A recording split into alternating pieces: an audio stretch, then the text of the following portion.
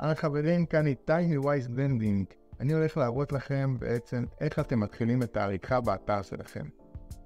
כאשר בעצם עשיתם אתר דרכנו, אתם קיבלתם שם משתמש בסיסמה וכתובת ייחודית לכם.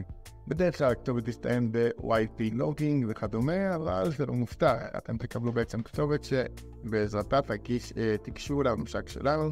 כאן אני מכניס את השם משתמש שלי ואת הסיסמה.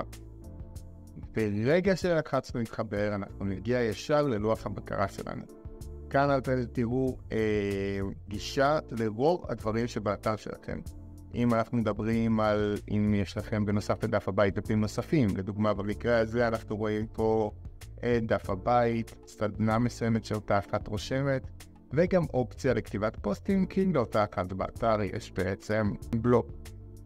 כמובן למטה אם יש לכם איזושהי בעיה או משהו, אתם יכולים לשלוח לנו פה הודעה מפורטת, אבל האמת אנחנו ממליצים פשוט לשלוח לנו אימייל, כמובן אם זה ב-2 בלילה ואתם יודעים בוודאות שלא נענה לכם באותו זמן, למרות שאני לא בטוח שלא נענה.